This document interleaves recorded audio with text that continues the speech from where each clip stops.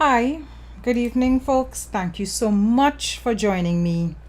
This evening is an evening we're going to be talking about lies and believing in people's lies. So, who it is we have here this evening with us? Hi, Pauline. Hi, Wazid. Hi, Annette. Hi, Hetty. Hi, Brian. I am hoping that this is showing on all of the platforms. Is it on YouTube? People who on YouTube, let me know. People who on Facebook, let me know, please, so that I clear that everybody is seeing it. Right, I see Anne McCarthy, I see Jonathan Carr, I see Carla McIntyre. Nice. Good. Right, so I'm seeing Linton. Right, so it's showing. Nice. Good.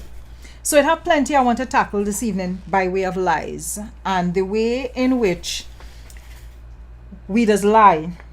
We just cause all kind of disruption. We just cause all kind of unsettlement in people and have a whole country and a whole party destabilized, right? So this evening we talking about media, we talking about PNM, we talking about airport, we talking about cabinet note.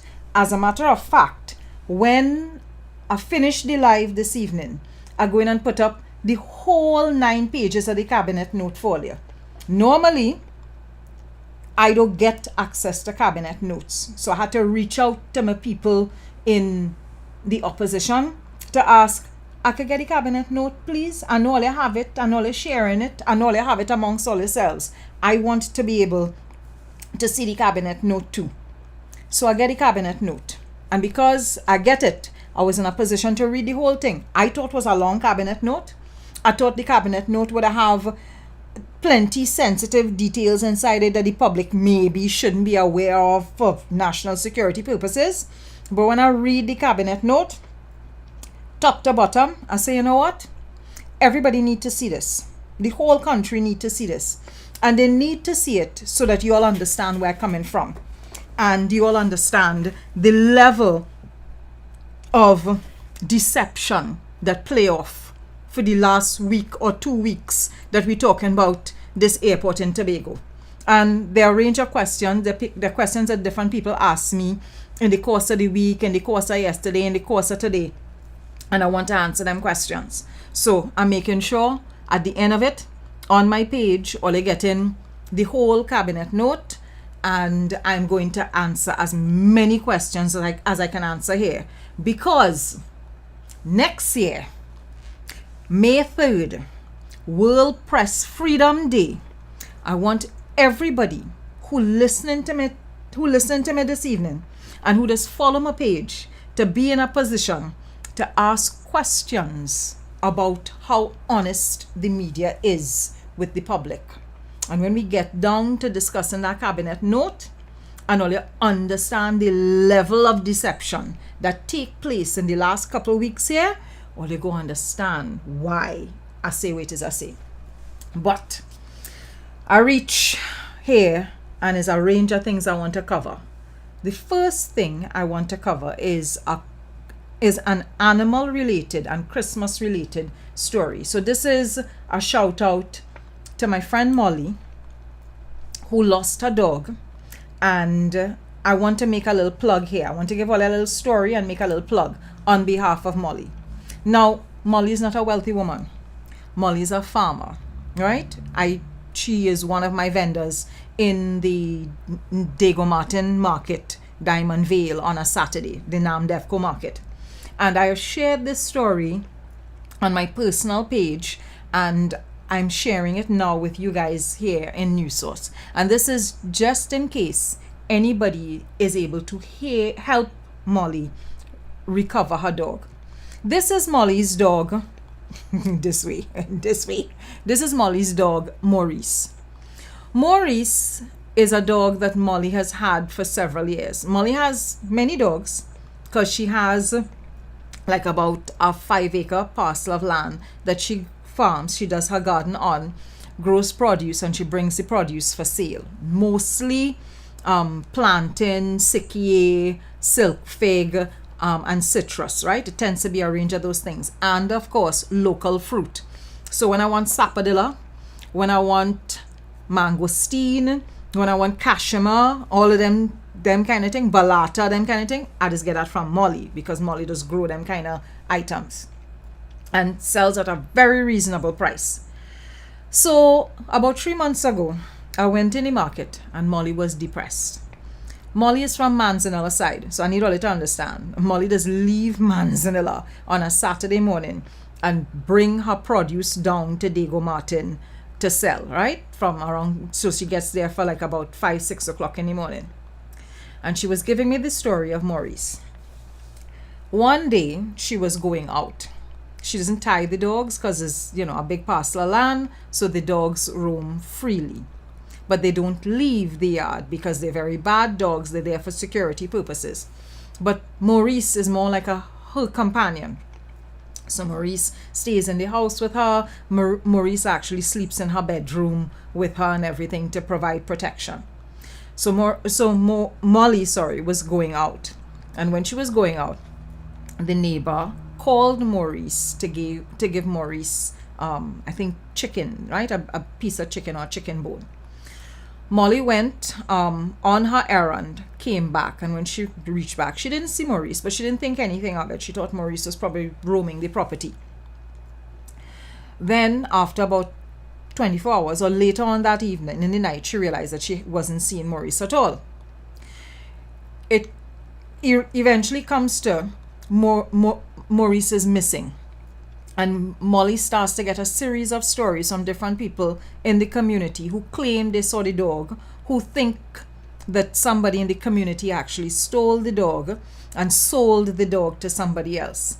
So she has, at various points, offered different sizes of rewards. Molly has traveled as far as Point Fortin, because we would have seen photographs of dogs that resemble Maurice. And she went all the way to Point Fortin, stand up in Point Fortin by one of its roundabouts. I think they call it the Central Roundabout, looking for Maurice. She has spent several nights in the forest when people tell her they spot a dog or they see a dog looking like Maurice that was in, some forested area. So she has gone through a lot of anguish, a lot of pain, because the dog is so precious to her. So much so that Molly has decided she is not celebrating Christmas this year. So all of the money that she would normally be using to spend behind keeping up Christmas at her home, she has decided she is putting it into a reward. So Molly is from Camparo village in Manzanilla. This is Maurice. This is what Maurice looks like. The reward for Maurice is now $5,000. Anybody with any information, if you've seen a dog looking like Maurice, if you see a dog out in the wild looking like Maurice, if you know of anybody who has recently acquired a dog that looks like Maurice, please make contact with those numbers there. You could just send a text, you could just send a WhatsApp message saying where you saw the dog, and Molly will be only too happy for any information at all, because Maurice is very dear to her. Maurice is her companion. Maurice is the dog that slept in the house with her, that would wake her up when she was going into the garden to do work. Maurice is the dog that would be accompanying her in the garden. So she is very distraught, very anxious. She hasn't been sleeping. She hasn't been eating. She has lost a considerable amount of weight and looks very distressed because she has lost her dog, her very precious dog, Maurice. I know maybe not everybody understands how we will feel about our pets, but I could tell you, when you're bonded to a pet, it is trouble you to know that something wrong with your pet not around, and you're thinking, what is happening to my pet? So anybody with any information, if you could help out, please make contact with the numbers there, 302-8948, 284-4850. I'll put this poster up on News Source page as well for anybody who has anybody who is interested and has any information. Right, good. So that's the story of Molly and Maurice, who she is missing badly. So I want to take some time to offer some congratulations, right? There's a time of the program where I want to give people some congratulations. The first set of congratulations I want to give is lots of secondary schools would have gotten results recently. Their CAPE results, I think, CAPE results. And so people would have, we started to hear about who get President's Medal and who get in scholarships and those kinds of things. So, Shiva Boys College. I want to congratulate Shiva Boys College.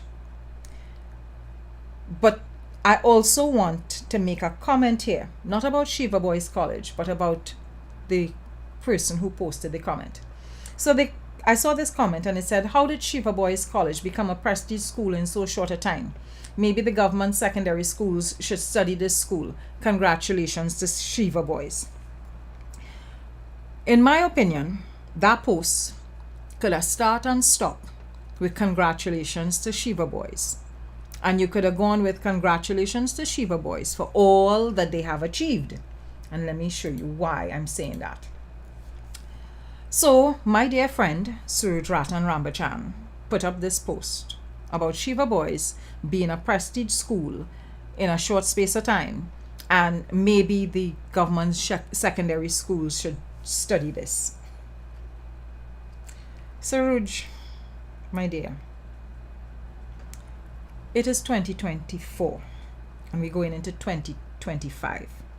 And I feel we are at this stage in our development as a nation where it is very possible to congratulate a person or an entity's success without making it into a competition, without making it into a we versus them. And let me explain why I say that. The minute you start up with prestige school versus government school, we have started a we versus them argument and discussion. I don't believe in the whole concept of prestige school, because prestige school and the concept of prestige school implements ideas and notions of inferiority and superiority based on class, religion, ethnicity, geography. Them 4 areas. And we use those things to create division amongst us. If Shiva Boys has done well, which it has, congratulations. That's all. I, at the university level, teach lots of lovely young men who have attended Shiva Boys College. Intelligent fellas, bright, engaging, interested. We have lovely conversations in our classes. And at no point in time when I'm having conversations with them in the class am I thinking, he bright for a Shiva Boy student. Or he didn't go to this school or that school or the other school, but he bright. That's not how I'm thinking about my students.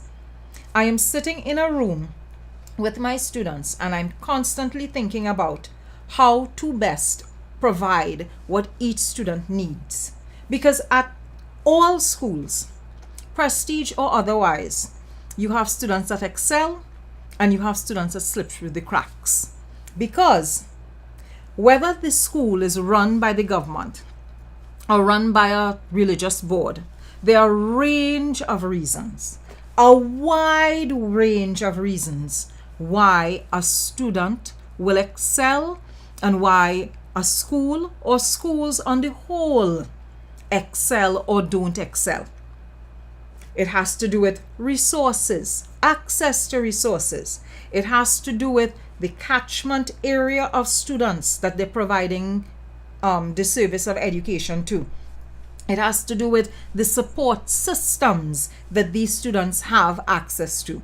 So when you distill something down to prestige school versus government school, and look how in such a short span of time this school is a prestige school and government school should study this. It have plenty of things government schools should study. The first thing government schools should study is how do we provide education for all of the different learning types we have there. The prestige school format don't have space in it for autistic students. It don't have space in it for kinesthetic students. It don't have space in it for students who have a range of learning abilities and learning disabilities.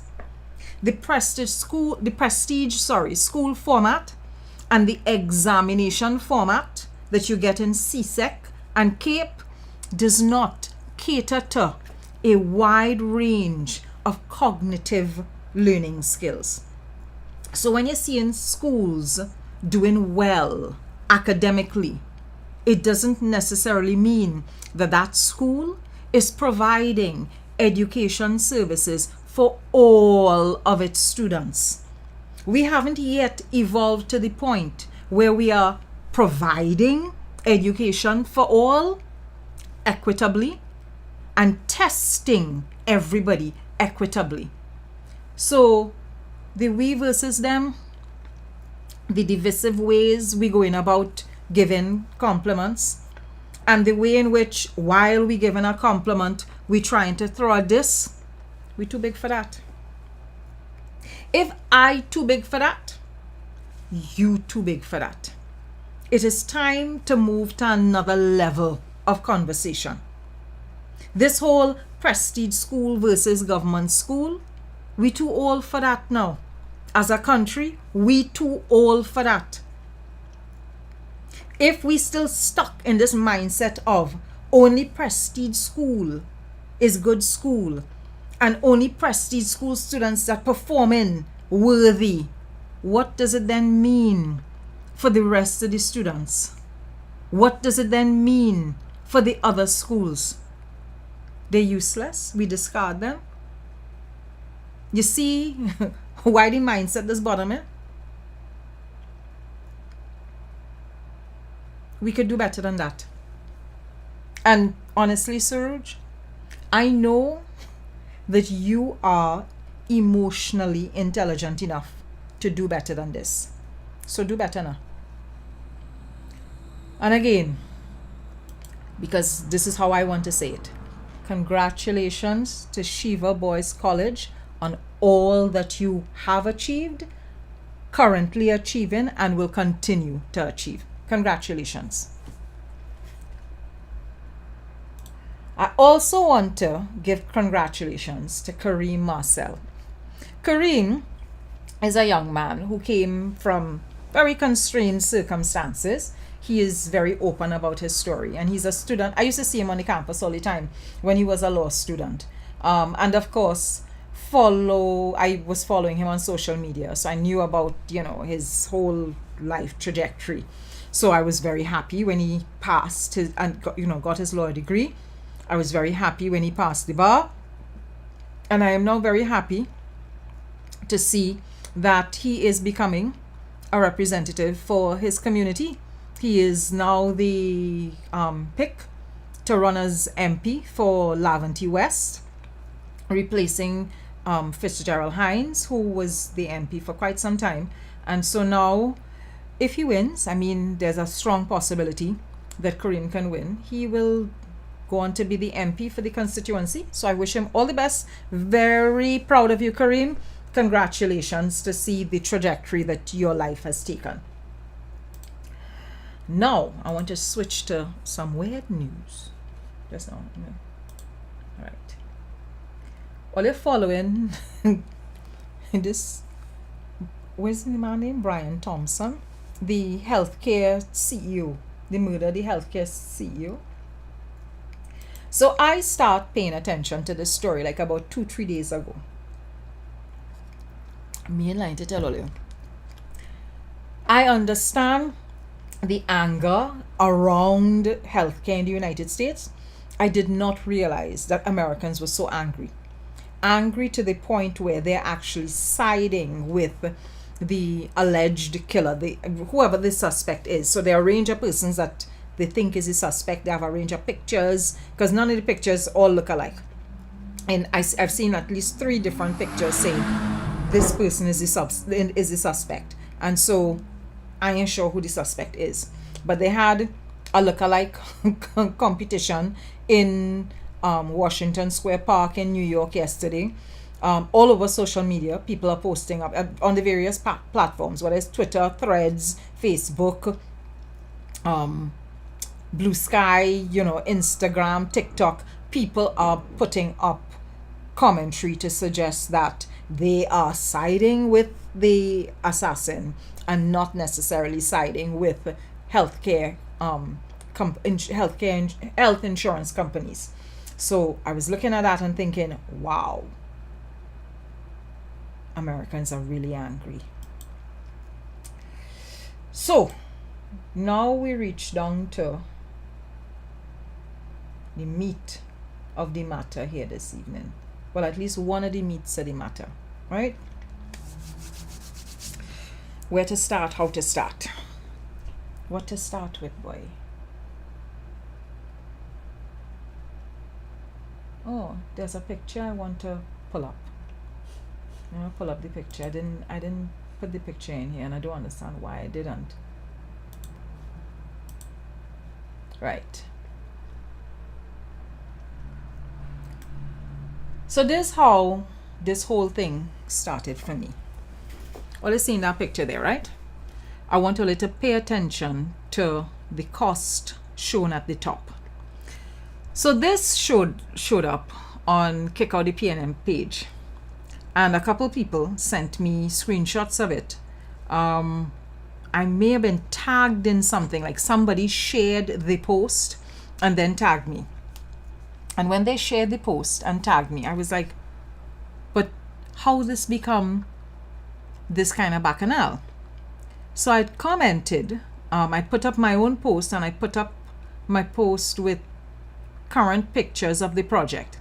Now, when I first saw the Kick Out the PNM post, it was talking about how it was just a wing, right? That it was just a wing on the airport. And they gave the impression that this was a wing on the Crown Point airport. So let me start by laying out some truths here. The Crown Point airport and the A&R Robinson airport are two different properties. If and when you land in Tobago at the Crown Point airport, if you had to walk to this new airport building, this new airport terminal, it is easily a 12 to 15 minute walk, because it is in the lowlands area of Tobago. It's not Crown Point proper. You have to walk to get to it, or take a taxi. A taxi would be maybe 5 to 10 minutes if there's no traffic. With traffic, it would be a longer drive. And if you're walking, I would say maybe 15 minutes, maybe 20 minutes, depending on how quickly you walk. But it is not right next door. You have to leave Crown Point and walk all the way down towards lowlands to be able to get to this new terminal. And this new terminal is, I think it sits on 53 acres of land. So it is not the old airport at all. It is a whole new airport terminal, runway, tarmac, parking lot, right? So parking all 53 acres. The airport is the largest airport in the Caribbean. So the story over the last 2 weeks shift in a number of ways. First, it was that this Tobago airport expansion costing 1.7 billion TT dollars. I'm going to show you in a short while what the cabinet note says the new airport terminal costs thus far, right? So I want all you to pay attention to the figure 1.7 billion TT dollars, please, because we know that the Piarco airport costs 1.6 billion TT dollars. Kick Out the PNM say so. It have documentation from over 20 years ago to let you know that the new Piarco Airport cost $1.6 billion. And the new Piarco Airport is smaller than the airport in Tobago.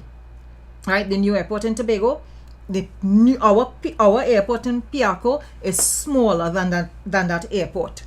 So I want all you to keep them things in mind. $1.7 billion, $1.6 billion. The airport in Tobago is the largest airport in the Caribbean. It might be larger than even some Latin American airports. I didn't check to find out, but it is the largest airport being built in the Caribbean. It's larger than Jamaica Airport. So, when this story started, the first thing was the cost. And the cost is a lie. Right? The cost is a lie. And I will show you in the cabinet note shortly. The next thing they said was it was the same size as Twin City Mall, right? Or the first version of Twin City Mall. That too is a lie. The airport, everything, right? In terms of land space and all the things that it's covering, it is larger than Twin City Mall. The other thing was that it's structurally unsound. And what was the other thing, boy? And that there are these massive cost overruns. So let's get into it. Kick out the PNM and Kamla and local media just forget a number of things. They just forget how fed up I just get sometimes. They just forget how annoyed I could get about lies and people lying on me, right?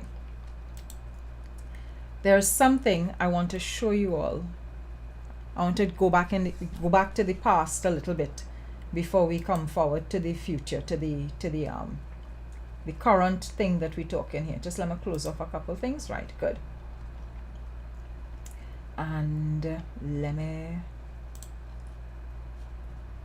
where am I getting this? Right. Good. This here is a 2006 story, November the 15th, 2006. Let me know. I see somebody say that I'm frozen, so just let me know if I'm not frozen. Please say something in the chat window.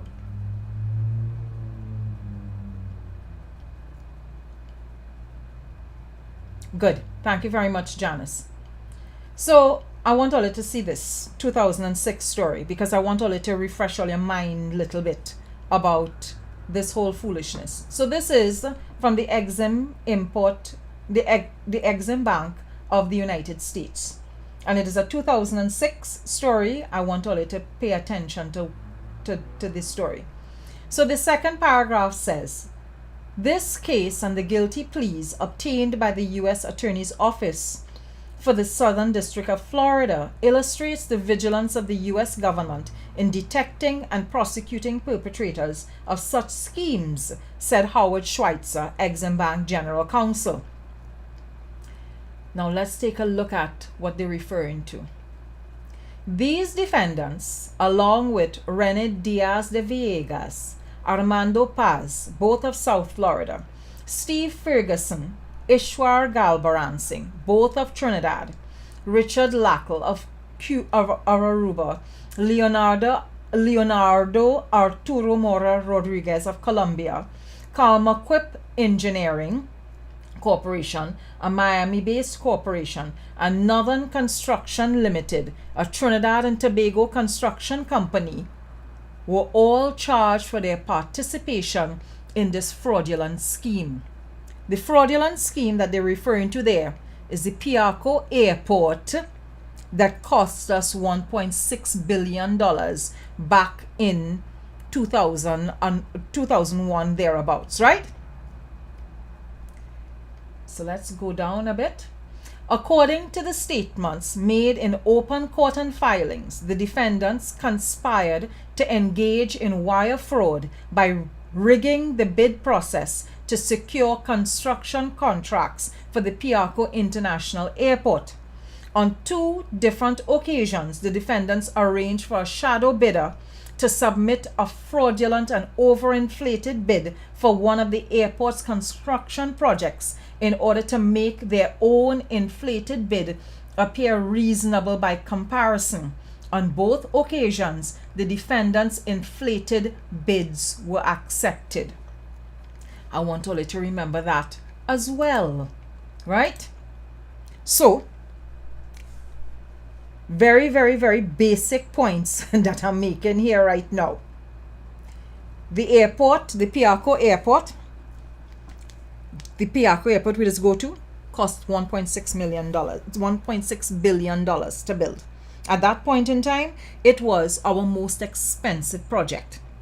Thus far, it has been eclipsed by the Point Fortin Highway under Kamla Prasad Bisesa, which ran up to about $14 billion, somewhere thereabouts. It was certainly over $10 billion to build that highway.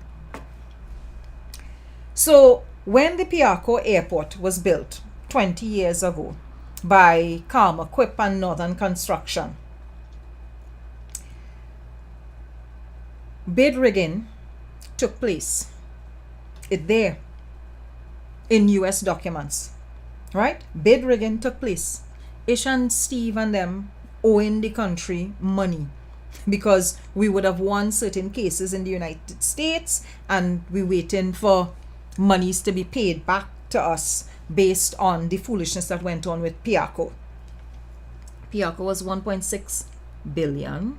According to kick out the PNM, the Tobago terminal is 1.7 billion, right?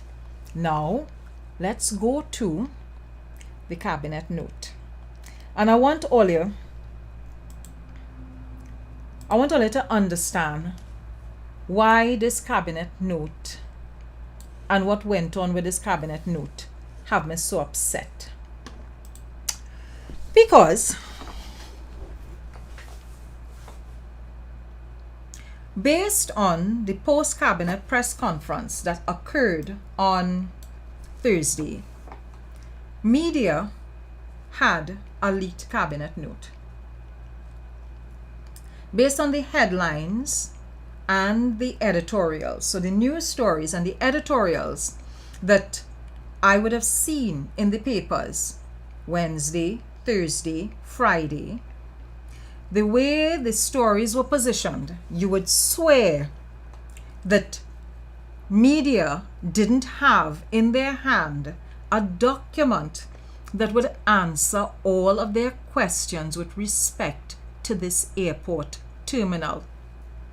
So when you look at the stories, when you look at the headlines, you would think that what this cabinet note is going to show you is that the airport project is $1.7 billion in cost and that there is even more money that is being asked for, more than the $1.7 billion to be able to finish the project. The cabinet note gives you the history of the project. It gives you the cost of the project to date for fiscal year 2024. And it also has recommendations where it's asking for a certain amount of money to ensure that the project is completed by 2025. So now let's get into the document. Now you won't be able to see my face. So from time to time, I'm going to have to pause looking at the document so I could come back to chat a little bit with all you, because I'll be sharing my screen and I'm not yet I ain't figured out yet how to do this share screen through the program this way and impose myself on the when I'm doing the share screen this way, right? So all you had to forgive me. So without further ado, I'm going to share the cabinet note for you to take a look at. And when I looked at this cabinet note, I saw it for the first time this morning. So I want all you to understand something. Imbert went and do a press conference on Thursday. I knew nothing. And I'm sure everybody's thinking, well, you must have known. I knew nothing. I found out about the press conference while Imbert was at the press conference. The press conference on Friday, I was fully aware of. At that press conference, the minister focused a lot talking about the construction, the project, and the soundness of the building of this airport. So there was a lot of focus on the integrity of the building of the airport, but he also explained the procurement process, and he also went through some of the figures. I felt that there was more of a need to explore the figures and to discuss the figures clearly for you all to understand what exactly the money being spent on. So I couldn't get the note from the Ministry of Finance. Ministry of Finance ain't going to give me a cabinet note because they're not going to be leaking sensitive documents like a cabinet note. I had to get it elsewhere. And when I got the note and I reading through the note, I'm thinking, but did I have nothing inside here that matches up to the stories that were in the media all week long? As a matter of fact, some of the maths, and I mean, Imbert did say this to Kijan in the press conference on Friday, that you're adding the figures wrong. And when I looked at the note, I said, but how they could go about making these kinds of errors when they're adding up the figures? So let me put all out all the misery so all you could take a look at which is I in a position to take a look at. Right? Yes, he went through the land acquisition. True. Good. All you ain't lying at all. All you talking the truth. All you talking the things. Right. All you seeing it, right? Everybody seeing it?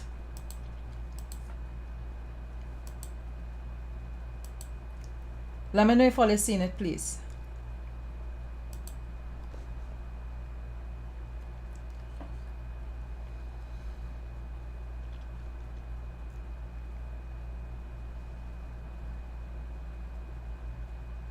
Tay Martinez, is not even just that media have it completely wrong. It is that media was deliberately misleading the country about this. And that is what is disturbing me. Good. All you're seeing it. Nice. So this is the first page, and it says, the matter for consideration by Cabinet is the approval of the increase in expenditure with respect to the construction of a new terminal and associated works at the A&R Robinson International Airport. I want all you to pay attention to that because it's 2 projects, not 1. Because people think that the new terminal is just an addition at Crown Point, they're not aware that it's 2 different projects that have been taking place. You have Crown Point. There were upgrades to the Crown Point Airport to make the Crown Point Airport usable for everybody until this new airport is completed, right? So it is the new terminal as well as the works that being done at the A&R Robinson International Airport, which is the airport I'm going to refer to as Crown Point, right? So Crown Point Airport and the new terminal. So this goes all the way back to 2018. Oh, there. Let me move it in truth. Good. All you seen everything? So this note would have been done November 2024. Yeah, November 2024, right? So that means it's not too long ago that this note was done. Right, good. So I want to draw your attention to point number 3 in background. So I'm just scrolling up a little bit so you can see point number 3. And I'm drawing your attention to point number 3 because I want all you to get a sense of the scope of works with the thing. So Cabinet would further recall that by minute number 1428 of July 11, 2019, it agreed to the retendering of the construction of a new terminal and associated works at A&R Robinson International Airport in Tobago due to the high price proposed and the single proposal received under the design finance construct model. So 2019 there was a retendering, and I'm indicating that because the retendering would of course led to some delays on the project, and it changed the parameter and scope of the parameters and scope of the project. So accordingly, the following contract models were then agreed to in moving forward. And you have everything there: design and construction, supervision. And now I'm going to come down to the various packages, right? Kerry, I'm going to put up this particular note on my page afterwards. I'm seeing Kerry asking. I'm going to put up all 9 pages on my Facebook page afterwards so that you can take a look at it and you can examine the entire cabinet note, right? Whoever vexed about the cabinet note being out in the public domain, well, them go out to lie down next to the vexness. Because I am very upset that media didn't publish this entire note for everybody. Because the minute all you read the entire note, you will realize that media and foolishness. So I want you all to look at section 4. Section 4 tells you what the project is going to comprise of. So preparatory works, including engineering studies, design, construction, and commissioning. So you have package 1 to 4. The new terminal building, associated airside infrastructure, inclusive of apron, taxiway, aircraft parking, and perimeter fence. Associated landslide infrastructure, inclusive of a car park and accesses at the new terminal building. Outfitting of the new terminal building, including procurement, purchase, and installation of terminal building equipment.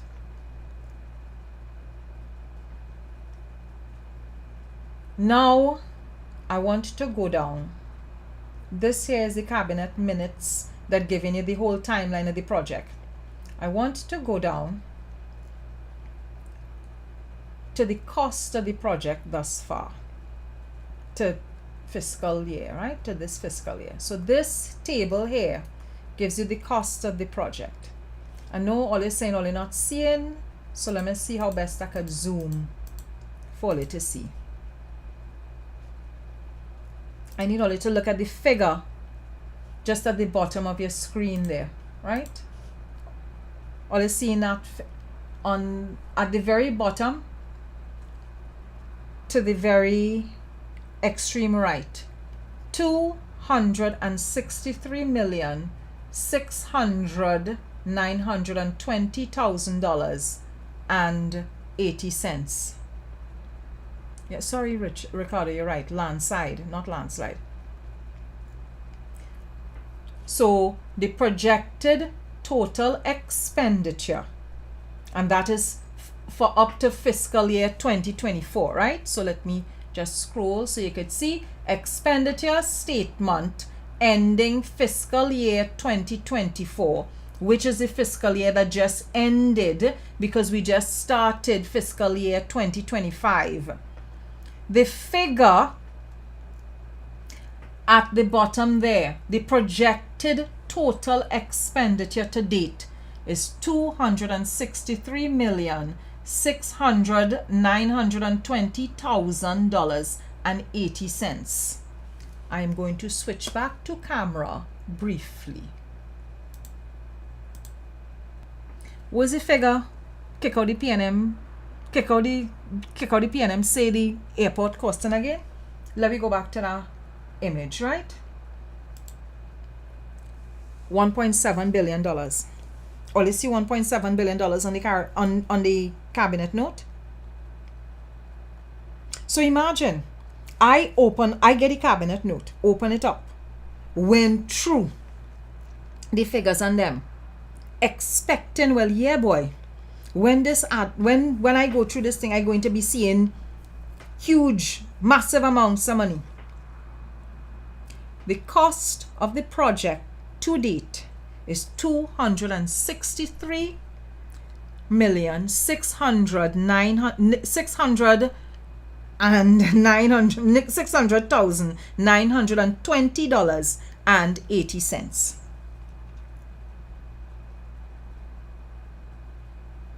That's the cost of the project to date. Now, you see it easy to put up a picture saying that, right? And it's easy to go in a meeting in Las Lomas and say all kind of thing and wave papers and say, we have a cabinet note that's saying so and so and so. And you wave the cabinet note. And it's easy to show up in a press conference and say, Minister, I have a cabinet note here, and this is what the cabinet note is saying. But if you publish the cabinet note, the whole cabinet note, in its exact form and source, and put it out there for the public, exactly as is, don't modify it, don't change things up, don't tell people this is what you have to do and this is what you have to check, and right? If you're not in a position to manipulate the information and everybody else use their reading comprehension skills like me, because this is primary school reading comprehension skills I use, none of prestige school reading comprehension skills, right? Primary school reading comprehension skills. I go through the document, I read the table headings, I read what each of the columns saying, and I see projected total expenditure for fiscal up to fiscal 2024, $263,600,920.80.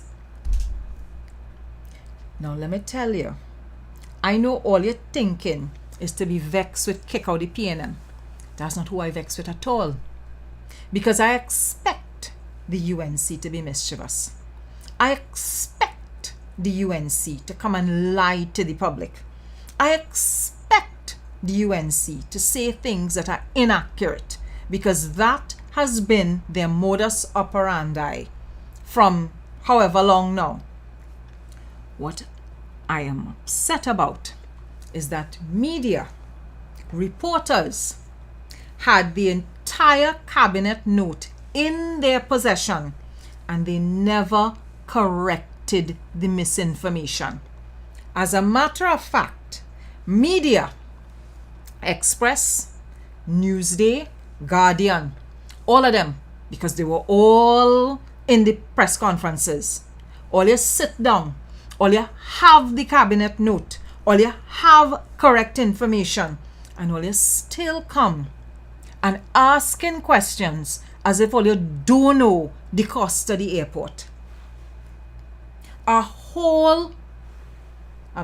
If all you have children listening to the live right now, all you might want to tell the children come out of the room, because my language likely to get spicy.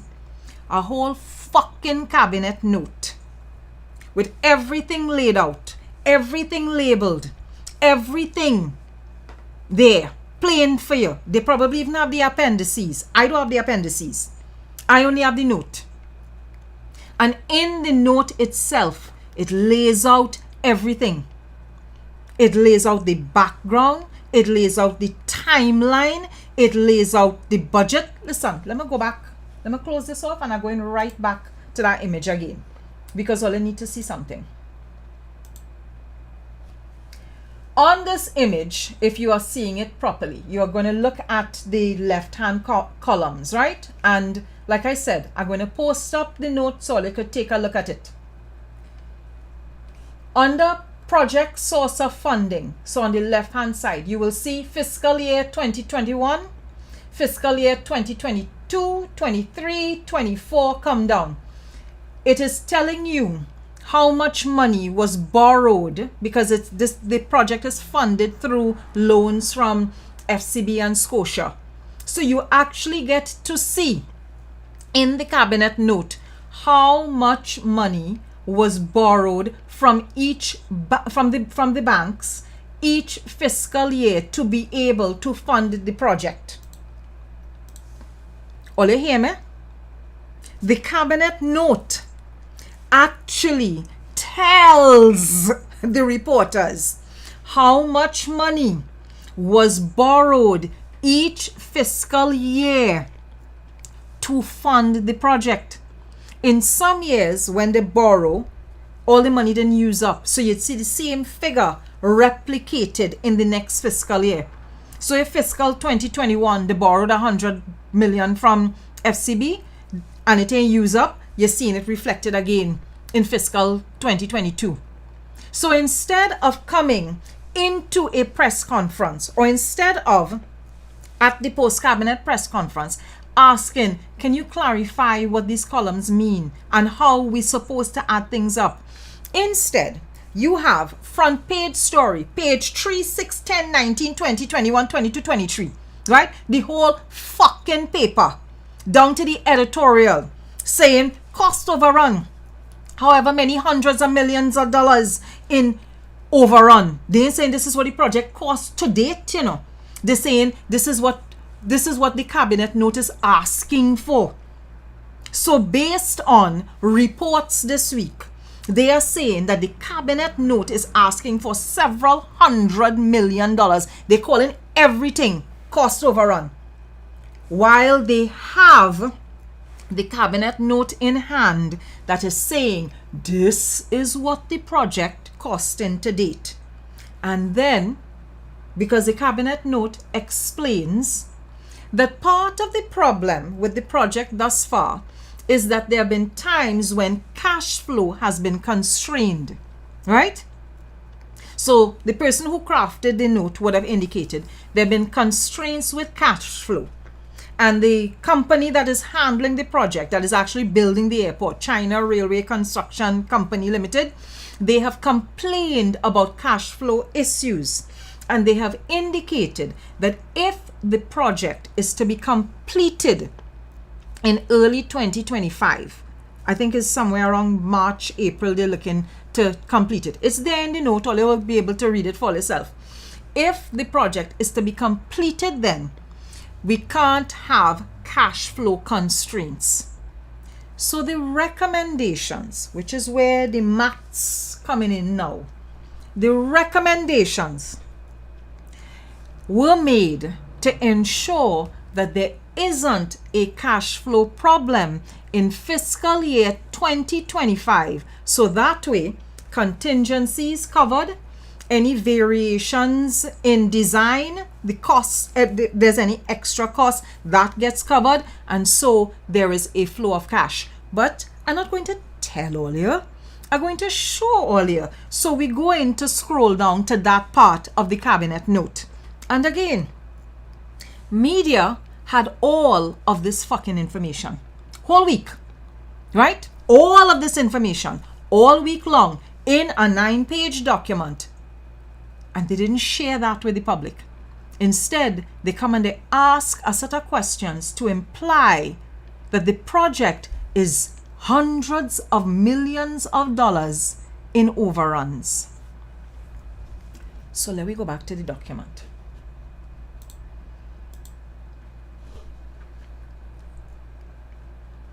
So let's go down now to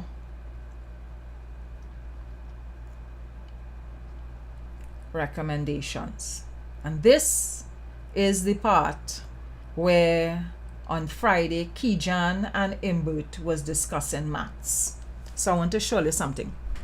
So the first recommendation, accordingly, the Minister of Finance recommends and Cabinet is asked to agree to the following: that all payments for variations that are categorized as approved, totaling approximately $14.2 million, be paid to China Railway from the contingency. I want all to understand, I want all to pay attention to the three figures there. 14.2, 11.7, 2.5. I'm coming off the page for a little bit and coming back to the camera. 14.2, 11.7, 2.5. When all of the media houses added up those figures, they added the 14.2 to the 11.7 to the 2.5. Imbert kept saying to them, you cannot add the 14.2 to the 11.7 and the 2.5. Some of you have calculators here right now. I want you to do me a favor. Add 11.7 to 2.5 and tell me what figure you get. Tell me what you get. I'm waiting. I had time this evening. Add 11.7 to 2.5 and tell me what figure you get.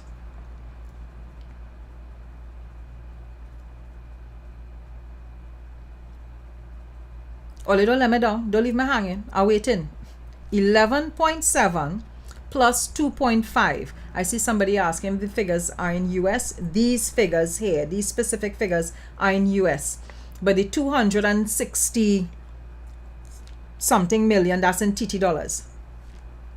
All you see why Imber tell them you cannot add the 14.2 to the 11.7 and the 2.5, because 11.7 and 2.5 is the 14.2.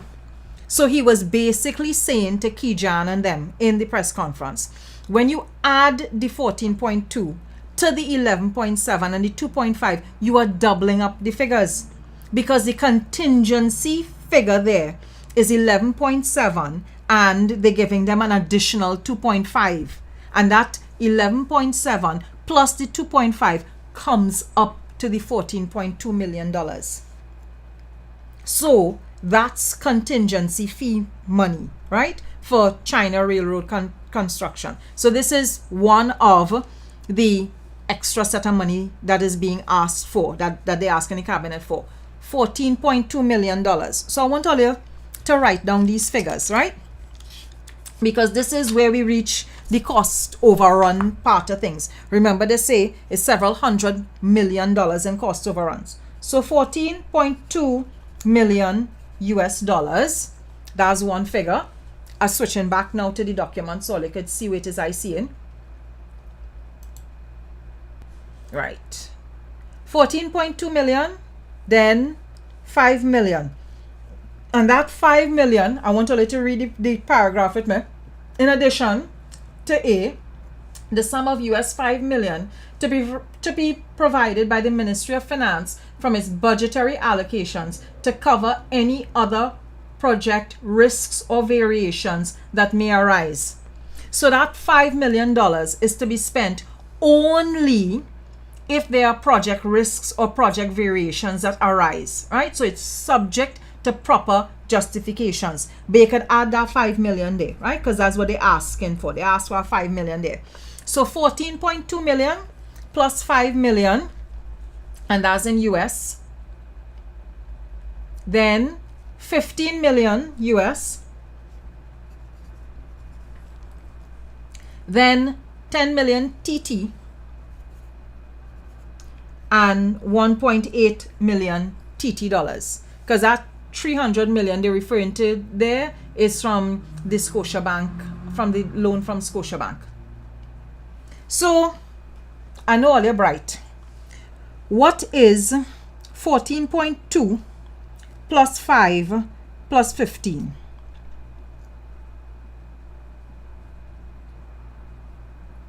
I now working it out here. So I have 34.2 million US dollars and then 11.8 million TT dollars.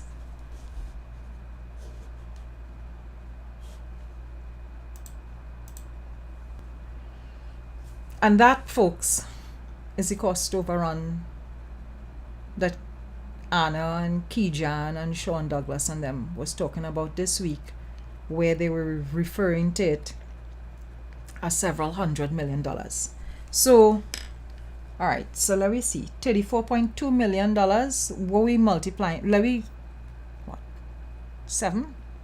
I know the figure is, right, I know the figure is, it would be less than that because it would be 6 point something, but I just went with a flat.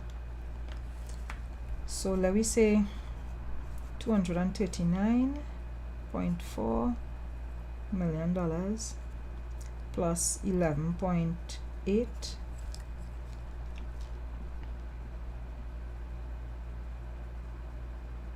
So if we went with my very loose maths there, where I'm multiplying thing by 7 US dollars, although it should be less than that, $6.80. Maybe I should multiply by that instead. 34.2 multiplied by 6.8. That's not 34.2 multiplied by 6.80. Right, so we're looking at 232.56 added to 11.8.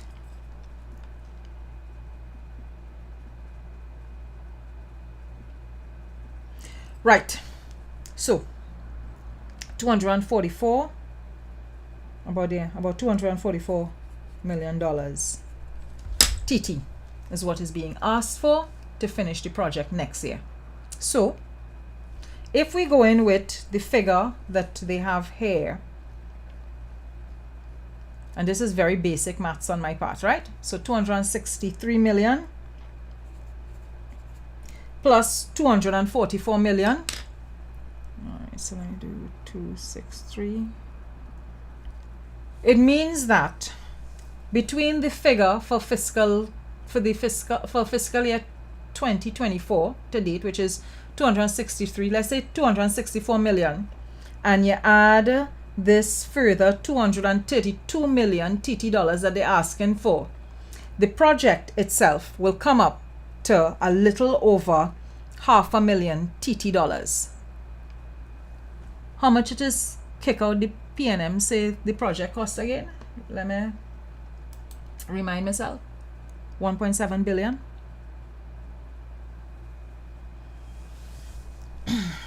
So all you have, all the documents there, right? All in a position where I could put up the cabinet note, or you could work through the maths for yourself, or you could look at what the project expenditure is to date, what they're asking for in the recommendations, and all you could work out the maths for yourself. The most important thing I wanted all you to understand here to date is that media had the whole cabinet note. Media had all this information that I show you here today, right? Everything I show you here today, media had. And when media had this information, media did not use this information to inform the public. Media instead decided that it was going to create disturbance, unsettlement, confusion in people's minds.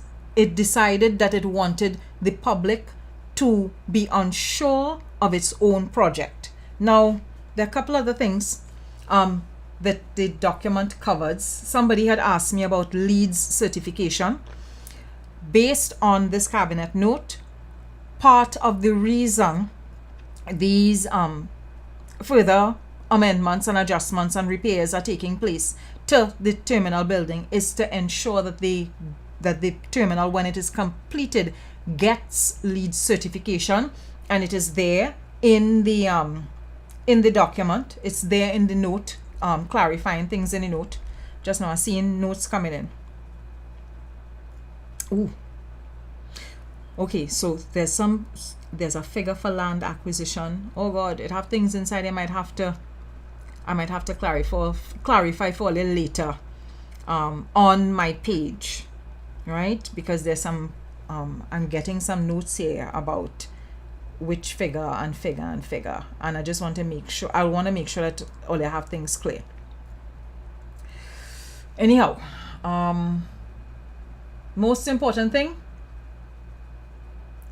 all you will get the document, and all you will be in a position to look at the cabinet note for yourself and understand what is happening with the project, and understand the cost of the project, and also understand that the project itself is nowhere near costing $1 billion. Thus far, $263,600,920.80, and a further 200 and change, about what, 233 million dollars is being asked for to be able to complete the project by next year.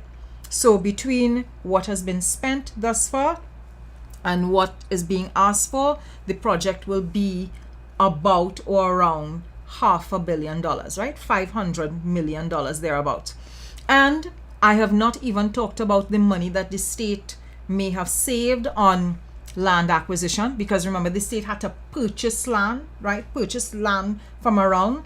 And there are other ways in which there were cost overruns as a result of the pandemic. So land acquisition, the pandemic, and then of course the increased cost for shipping, because since the pandemic, the price of shipping items and even the price to purchase items, because there are a lot of specialty items that we don't produce here that has to be brought in for the airport, like the carousels and a lot of things that are specific to airport terminals that can only be bought in certain parts of the world.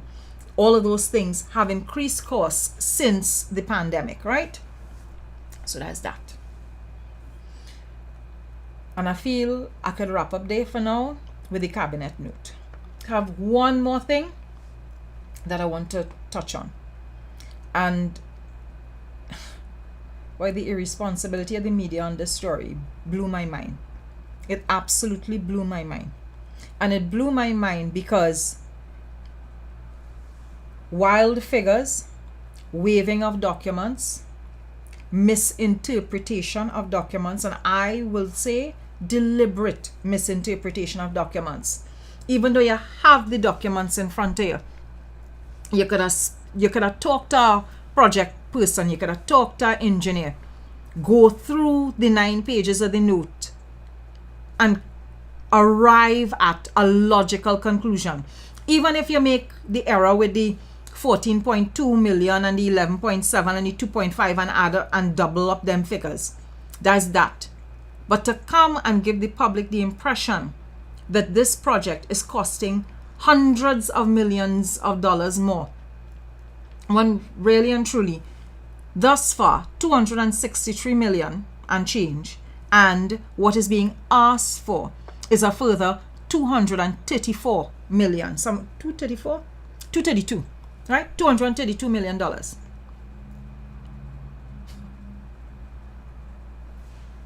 This is me with my little primary school maths, My little primary school maths. Not even prestige school, primary school maths. A shame for you. Last thing I want to talk about. Last thing.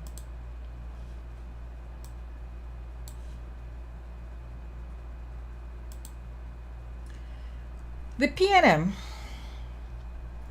going into a general elections. As a matter of fact, taking that off because it's not that important. The last time I talked about PNM elections would have been a couple weeks ago, like about 2-3 lives ago. And I've said that the PNM in general elections 2025 is its own competition for general elections 2025. The UNC has not put its house in order in a way to make itself a viable entity for general elections 2025.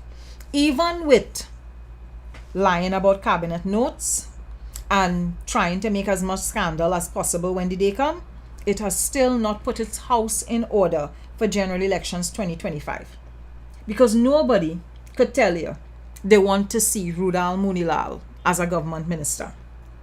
Nobody could tell anybody at all that they want to see Dave Tanku as a government minister, or Arnold Ram, or Ravi Ratiram, or Khadija Amin, or Anil Roberts, whoever. Right? The point is, all of the people that Kamala has around her right now are unattractive. Incredibly unattractive. All you don't need me to tell all of that. All you could sit down there for yourself and tell that the UNC is disorganized and unattractive. It cannot appeal to the electorate in a way to have people from the swing vote section or even from the PNM section who is beyond the fence to come over and vote for them. It are no maths involved there to tell you that. People within the UNC for themselves could admit to that the party right now, as it presents itself right now, is unattractive to a wide voter base. So that then means, because for the best of reasons or worst of reasons, or for whatever reason, we are at the position where it's two parties that we see as viable options: the People's National Movement or the United National Congress. The United National Congress has its base, the PNM has its base. The PNM is a sitting government. So if those are the two choices in front of us, and I could tell you that the UNC has not made itself attractive as an option for governance. Me talking about for opposition, right?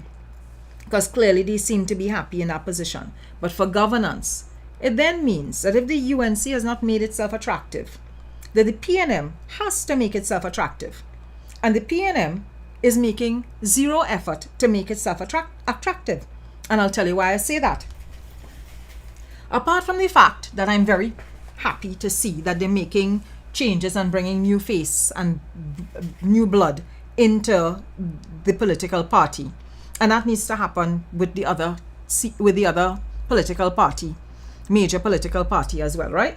There needs to be new blood. Nobody interested in Arnal Ram, Dave Tanku, Ravi Ratiram, Anil Roberts, Khadija Amin. Nobody interested in them. And Kamala needs to realize that she needs to present a better face, a different face with respect to the younger people in the party. Nobody is interested in those candidates that you've got there. Nobody. They're not attractive. And I'm not even going to get started on Rudal Munilal. Not attractive at all. Those MPs that you have there cannot get people from the middle, or as you would have done in 2010, from the PNM to come over and stain their fingers. So it remains up to the PNM to make itself attractive. And one of the things that is working against the PNM is this whole leadership limbo issue.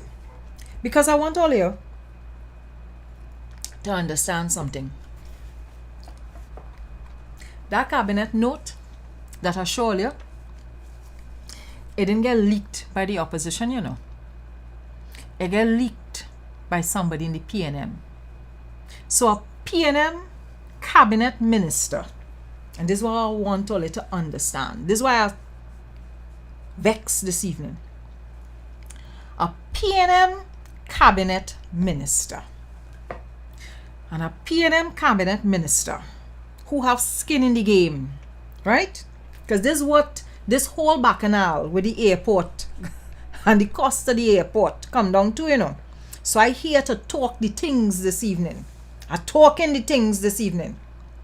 A PNM cabinet minister leaked a cabinet note to the opposition to create problems for the Minister of Finance, because a PNM cabinet minister who interested in becoming the next political leader of the party, threatened by Imbert of all people, and only because Imbert is a senior member of the party, right? And let me tell you why I'm saying this. This story became a big deal by Wednesday, right? So Wednesday had big front page headline and big editorial. You know what happened Wednesday? Let me tell you what has happened Wednesday. Wednesday, a journalist, a political journalist, I could call a journalist name, Gail Alexander, was calling people in the Diego Martin Northeast constituency office to find out if Imbert running as MP again.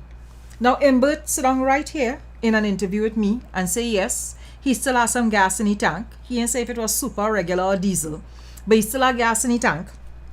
and he going to offer himself up for 2025. Gail Alexander working in The Guardian. Kijan Haynes published the story. He watched News Source the evening. He write a story the next day about the interview between the Minister of Finance and myself. Gail working in Guardian, Kijan working in Guardian. The two all the talk. Gail don't read Kijan's stories. She don't read she own newspaper.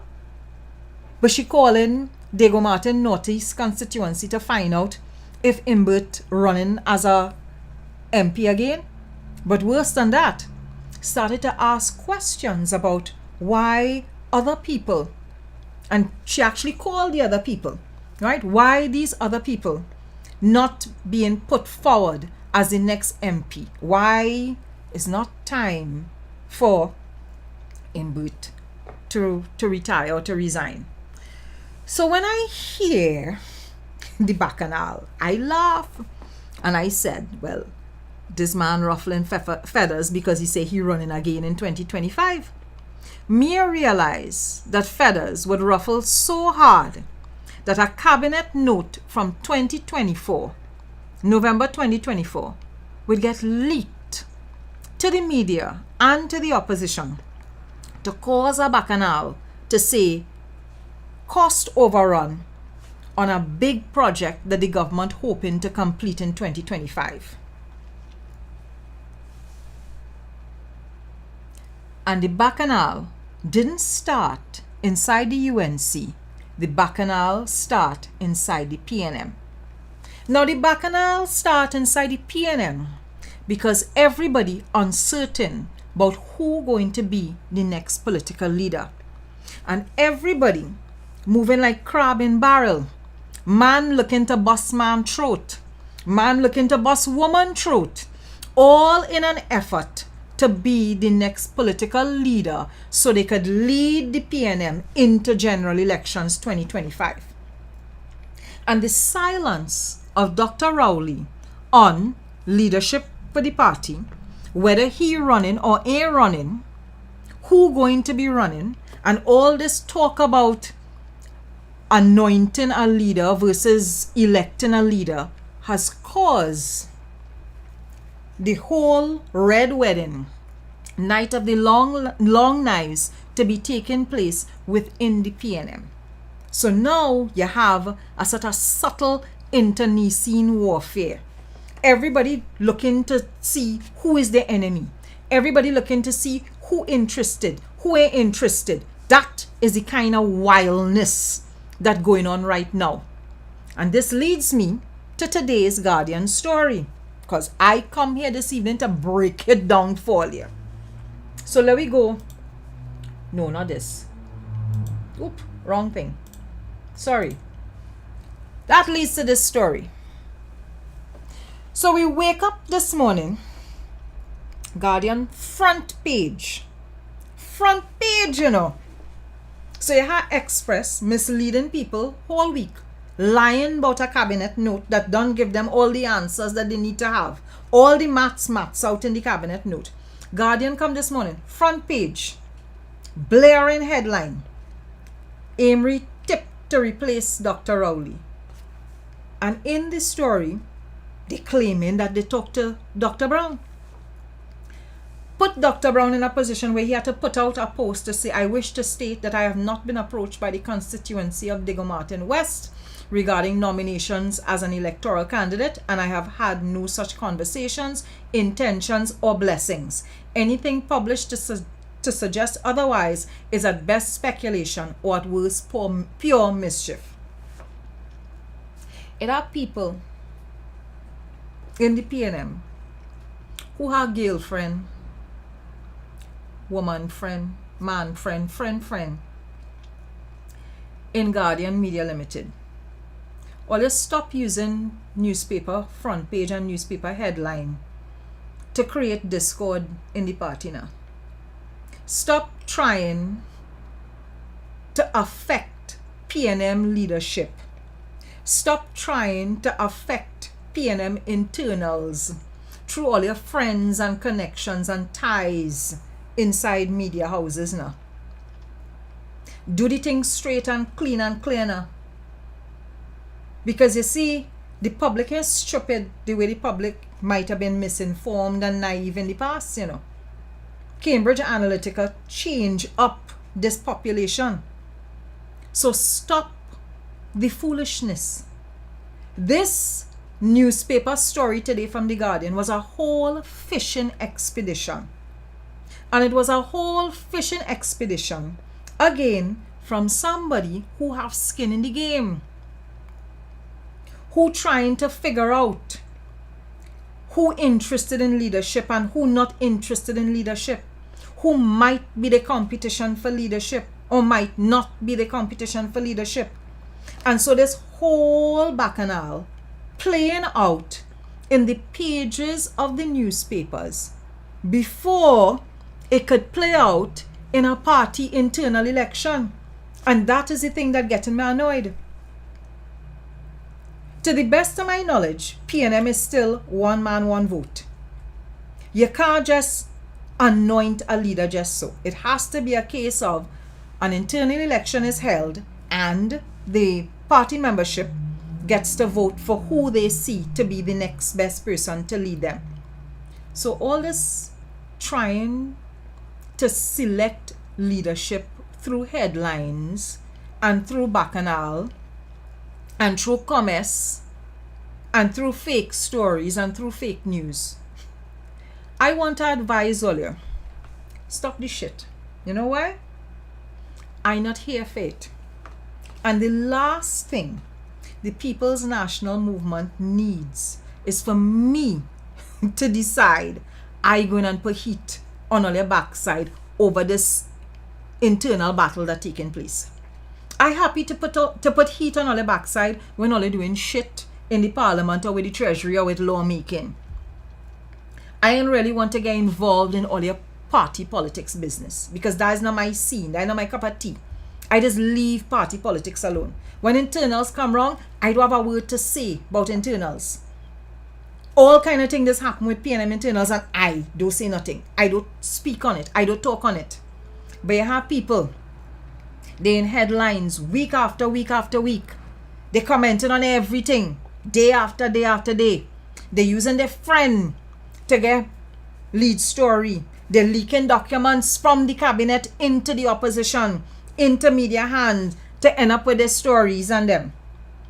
All because they're trying to manipulate things behind the scenes.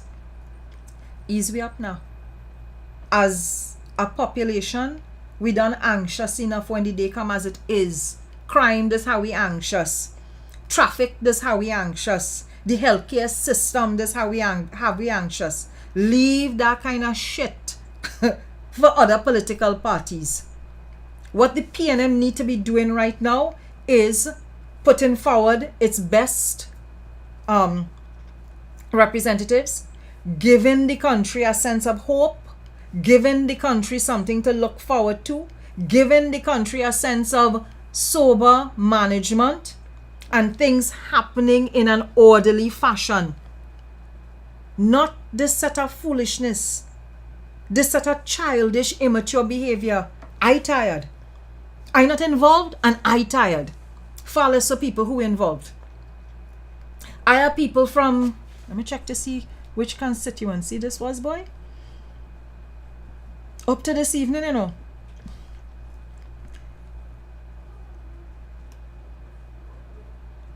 Labray.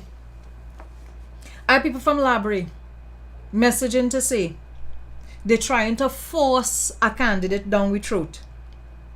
That's not what we want. That's not who we want. They want somebody who born and bred from Labray. Somebody who come out from the bowels of the party. So stop trying to force a candidate down the throat.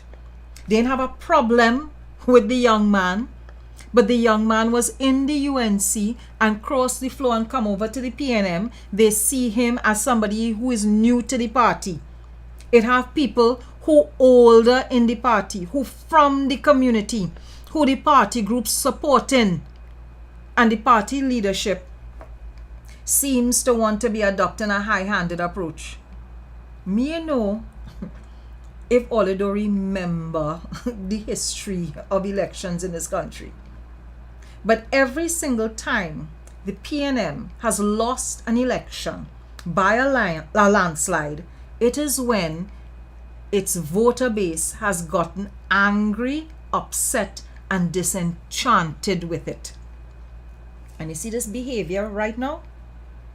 This set of battling and this set of toxic behavior and who leaking and who machinating things behind the scenes, who want to play Machiavelli, who want to play them is best mover and shaker and kingmaker.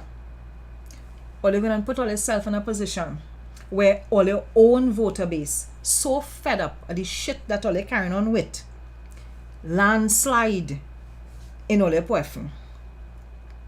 That's the foolishness, which is why I said a couple months ago, this is the general elections for the PNM to lose. Right? Continue with the foolishness, and this becomes the general elections for all it to lose. Not because all can't win it, but because you all are trifling with your voter base. Stop with the limbo. Stop with the lies. Sort out all the sort outs with respect to leadership. Right? That is me day. I say what it is I need to say. So, I hope that you all enjoyed the little session we had here this evening. I miss out on plenty of the conversation. Correct, Josiane. That is why they lost Moruga Tableland in 2020. They didn't listen to the people. Was that all I want? Vonnet and Labre? Oh God! Bacchanal with all your iron ball. Josiane Richard made a very valid point of trying to find back. Yes, I want to add this to the broadcast. 2020. They didn't listen when people tell them we don't want gypsy. You force gypsy down people's throat, or they lost Moruga Tableland, or they coming to do that foolishness in Labre, or they really going on like all they don't understand the PNM voter base. Seriously? The PNM voter base don't like the leadership to tell it what to do. That has never been the nature of the voter base. Never. It is not that kind of voter base. Me know what to say about all again. All harden. And who they hear will have to feel. Anyhow, folks, it was lovely. And I'm going to wrap it up here for a little bit. I don't know when next I'm going to do a live. The next time I do a live will be when it is necessary for a live to be done. But it will be before the end of the year, right? So enjoy until the next time we see one another. Take care, take it easy, and thanks for joining me.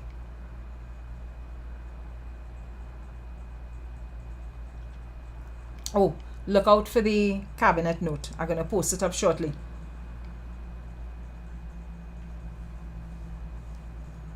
Believing in your lies too long